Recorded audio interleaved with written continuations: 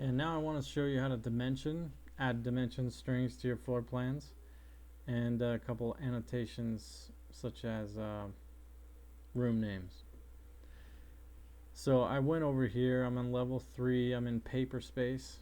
One of the important things is if I draw in model space my dimension string, it's going to be at actual scale. So if I choose a dimension over here and I want to be on my dimension layer, make current. If I draw a dimension, say from this grid line to this grid line, and I push enter, this dimension here is going to be so tiny because it's an 1/8 of an inch that you won't be able to see it in this drawing. Now if I changed, there's a way to get around that, but it's not the best way. You don't want to draw these in model space is my point. I can go down here to the text height. If I say 1 foot,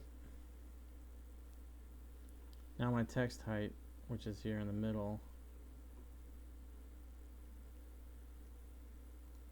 now you can see it. Whereas before it was an 1/8 inch and you couldn't see it. I'm going to delete this dimension string. And the dimension I pulled, I meant to do it from here to here, but it's snapped to this point. So that'll just something you have to notice if it doesn't work the right way. It's probably because of your snaps. So I'm going to go to my paper space, and I'm going to make sure I'm on paper space, not double clicking inside here to go back to model space. If I dimension from paper space, see how it's trying to snap there?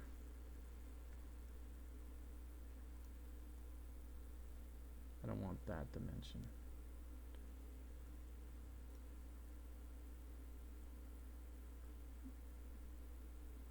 I'm going to click that point, come over to this point, drag it down. See, now this is not modified. This dimension here, this text height is still 1/8 inch, which is my standard. So then I don't have to modify that. My dimension will show up on paper space, but not in model space. See, it's not here. So we want to dimension things in paper space, and we'll annotate in paper space as well. One thing when you're doing dimensions is you don't need to do an individual dimension for, say, such an area like this. I want to draw these dimensions between each of these grid lines. So I can click on dimension. If I go to the annotate tab, there's a continue here. Continue just means that I can continue this same dimension over here. I'm going to drag it to there, drag it to the next point, drag it to the next point. So it makes it a lot faster drawing these dimension strings if they're going to be continuous. Click on my last one and then hit enter. There's my dimension string. Now they're all individual dimensions too, so if you wanted to keep them in line, you can group them and move them all at the same time. Now if I want to annotate inside this room, if I want to call this, let's see what level we're on, level 3, if this is studio space, I can go to the annotate tab and click on multi-line text. I'm going to draw a box for that text. And then I'm going to type studio. We'll just call it studio. Now it's really small, so I want to change this. I had 1/8 inch, which is the same as this text height, but being caps.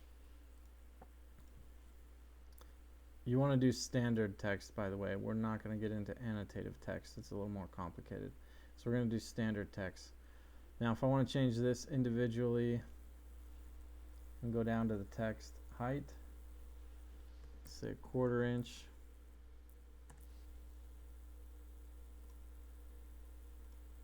Now I've got a tag for this room being studio.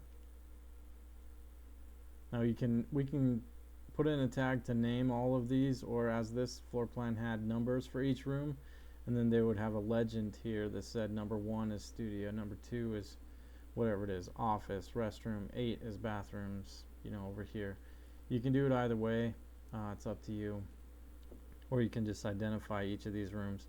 What's good, and sometimes the reason why they use numbers to indicate those spaces, is if the scale of the drawing is such that the title of the rooms don't fit well within these spaces, you might use a number so it's cleaner and you can read the title of those spaces if they don't fit. So start dimensioning your plans, start dimensioning from your grid lines, and then major breaks. Start dimensioning room sizes, and start labeling your rooms.